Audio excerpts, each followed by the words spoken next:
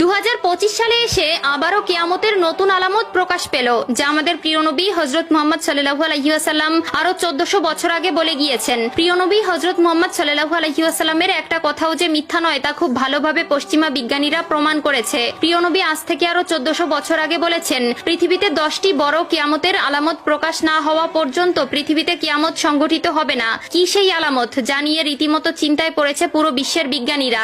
আপনি যদি একজন মুসলিম হয়ে থাকেন তবে ভুলেও ভিডিওটি এড়িয়ে যাবেন না, কারণ আমরা আজকে আপনাদের জানাতে চলেছি প্রকাশিত হওয়া সেই কিয়ামতের আলামত সম্পর্কে। আর আপনি যদি আমাদের প্রিয় নবী হযরত মুহাম্মদ সাল্লাল্লাহু আলাইহি ওয়াসাল্লামকে ভালোবেসে থাকেন তবে অবশ্যই কমেন্ট বক্সে আলহামদুলিল্লাহ কমেন্ট করবেন আর ভিডিওটি শেয়ার করে দিতে ভুলবেন না, কারণ আপনার একটি শেয়ারে আরো অনেক মুসলিম ভাই ও বোনেরা কিয়ামতের এই আলামত সম্পর্কে জানার সুযোগ পাবে। তো চলুন বেশি কথা না বলে শুরু করা যাক আজকের এই ভিডিও। হাদিসে বর্ণিত আছে, কিয়ামত সংঘটিত হওয়ার পূর্বে পুরো পৃথিবী থেকে পবিত্র আল কোরআন উঠিয়ে নেওয়া হবে। প্রিয় দর্শক, কিয়ামতের নিকটবর্তীতার প্রমাণ স্বরূপ কিছু আলামত প্রকাশ পাবে। এর মধ্যে কিছু হবে বড় আলামত, আবার কিছু হবে ছোট ছোট আলামত। ইতিমধ্যে পুরো বিশ্বে অসংখ্য কিয়ামতের ছোট আলামত প্রকাশিত হয়েছে।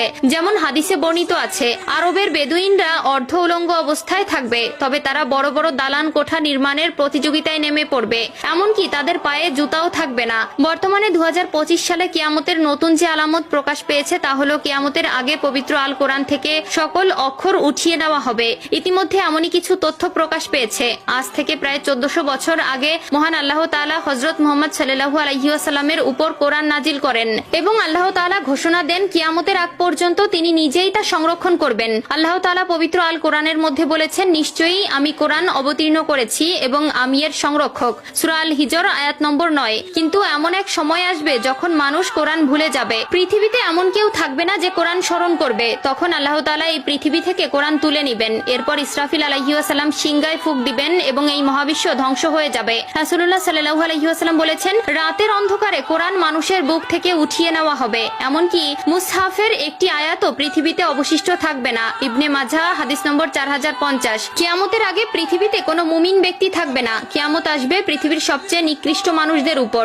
আনাস ইবনে মালিক রাদিয়াল্লাহু তাআলা আনহু থেকে বর্ণিত, রাসূলুল্লাহ সাল্লাল্লাহু আলাইহি ওয়াসাল্লাম বলেছেন, কিয়ামত ততক্ষণ শুরু হবে না যতক্ষণ না এই পৃথিবীতে এমন কেউ অবশিষ্ট থাকবে না যে বলবে আল্লাহ আল্লাহ। সহিহ মুসলিম।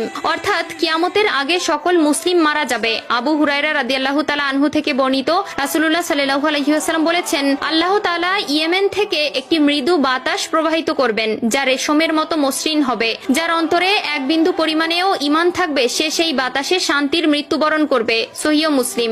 এরপর আল্লাহ তাআলা কোরআন পৃথিবী থেকে উঠিয়ে নিবেন এবং মানুষের অন্তর থেকে পৃথিবীর সব মুদ্রিত